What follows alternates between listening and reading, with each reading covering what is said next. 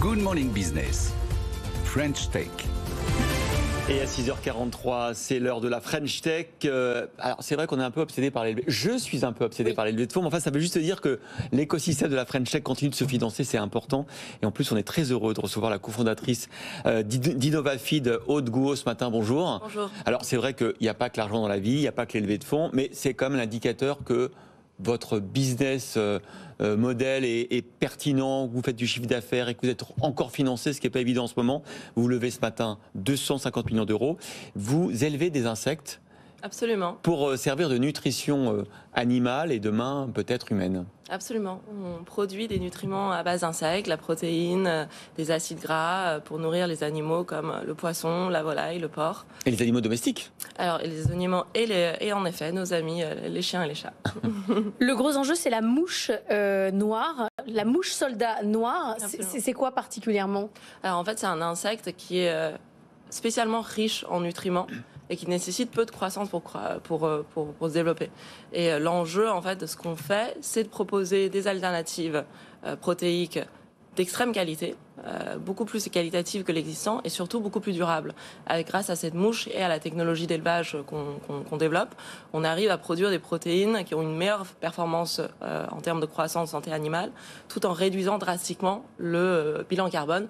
On est 50 et 80% moins carboné que les sources existantes. Ça, ces chiffres sont formidables. Vous avez donc cette usine qu'on connaît déjà à Nesle, dans les Hauts-de-France. Vous allez en construire sans doute avec cet argent que vous allez recevoir à partir d'aujourd'hui une usine aux États-Unis. Vous n'êtes pas les seuls, on reçoit Insect aussi. Ce qui est formidable, c'est qu'il y a 2 ou 3 grands acteurs français mondiaux de l'élevage d'insectes. Alors racontez-nous votre prochaine aventure américaine. Oui, alors l'argent qu'on a levé, il est pour continuer à développer la technologie, à investir dans notre technologie d'élevage à grande échelle d'insectes, mais surtout pour accroître aussi nos capacités de production.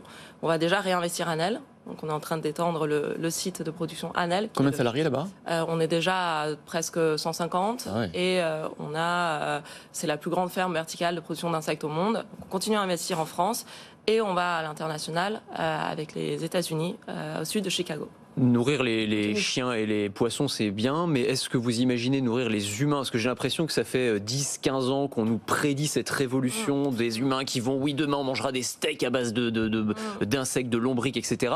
On ne voit pas ça arriver concrètement dans nos assiettes. Est-ce que ce sera une réalité à votre avis? Oui, on développe des produits pour la nutrition humaine. Il s'agit aussi de faire évoluer les mentalités, les goûts des consommateurs.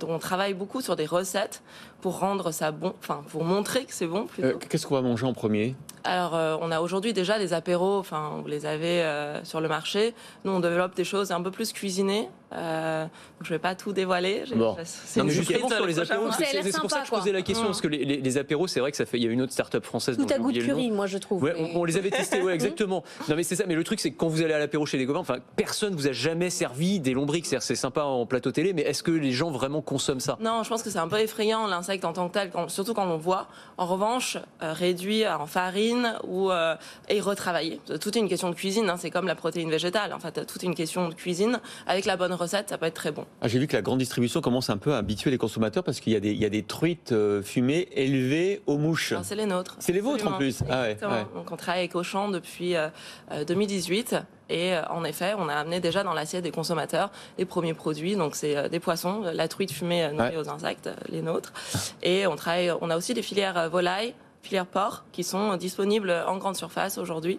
Donc vous pouvez déjà avoir un impact avec votre assiette. Vous avez un carnet de commandes qui est plus que plein, 1 milliard de contrats signés pour les 10 prochaines années. J'imagine qu'avec ça, face aux investisseurs pour la levée, c'était facile. Oui, absolument. Et je pense que ce qui est important au-delà du montant, c'est la qualité de nos investisseurs financiers avant tout, des historiques comme Creadev, Temasek ou les nouveaux comme QIA qui sont des acteurs forts du secteur. Mais surtout, c'est nos stratégiques. Pour la première fois au monde, numéro 1 et numéro 2 mondial de l'agro-industrie. J'ai vu ça, ADM et Cargill, c'est ça. Investissent ensemble dans ce projet qui vraiment prouve, je dirais, la confiance et le momentum qu'on a sur cette filière. Du coup, vous avez recruté un ancien grand nom de chez Danone, Yves Amsalem. Qu'est-ce qu'il va faire? Alors, Yves est notre COO. Donc il va vraiment piloter notre croissance industrielle. On a un fort enjeu d'accroissement de nos capacités de production, développer des nouvelles usines, des plus grandes. Et donc Yves va être vraiment au centre de ce projet-là. Ouais, on a l'impression qu'il y a vraiment une filière qui est en train de se mettre en place, ce que disait Christophe avec Insect et vous, filière agro. Comment ça s'explique justement? Est-ce qu'il y a un savoir-faire spécifique à la France? Est-ce qu'on a des ingénieurs agro particulièrement talentueux? Enfin, comment est-ce qu'on explique ça? Absolument. Je pense que le talent est un vrai sujet. Je pense que la filière a été fortement soutenue aussi par une volonté publique de développer de l'innovation sur le sujet de l'alimentation de demain. Et sur la filière protéique, l'agro-industrie est florissante en France, est une industrie de pointe. Et donc la volonté française, animée par tout l'écosystème, que ce soit les acteurs publics, mais aussi la qualité de l'écosystème, des scientifiques, des industriels, fait qu'on peut être fiers d'être plusieurs sur ce terrain. Nous, on est fiers de vous. Puis on voit en plus que dans votre recrutement, là j'ai vu qu'il y a 60 propositions d'embauche en cours, vous avez déjà 350 collaborateurs, 10 nationalités, 45% de femmes managers. Donc ça, c'est super de voir en plus une French Tech qui va au bout des engagements RSE et qui est en pleine croissance, donc qui va pouvoir maximiser cette diversité. On est très fiers de ce chiffre très important aussi. Et puis au-delà de ces 45%, il faut savoir les 2 premières années, les femmes ingénieurs dans la tech ont été les premières à nous rejoindre, ont été les premiers à porter ce projet-là. Ah oui? Absolument, je pense que 80% de nos recrues la première année, c'était que des femmes. Pourquoi, d'après vous? Parce que je pense une sensibilité plus forte à ces sujets-là et qui leur font sauter le pas. La tech est pas toujours quelque chose auquel on pense quand on est une femme, même quand on travaille dans la technique. Et l'enjeu, l'impact de ce qu'on fait a convaincu plus d'une de sauter le pas et nous rejoindre. J'ai encore posé une question qui va fâcher Laure, mais j'ai vu que le total des financements cumulés, c'est 450 millions d'euros. Est-ce que ça fait de vous une licorne? Allez. Je vais vous donner une réponse. Obsession licorne. Surtout en ce moment, quand on voit ce que donnent les valorisations, je pense que ça n'a pas trop de sens. Il faut être modeste. En revanche, votre carnet de commandes d'1 milliard, ça c'est du sérieux. Ça c'est du sérieux. Merci beaucoup Aude Gouaud d'être venue nous voir, cofondatrice d'InnovaFeed. C'est l'heure du monde qui bouge. Merci à vous.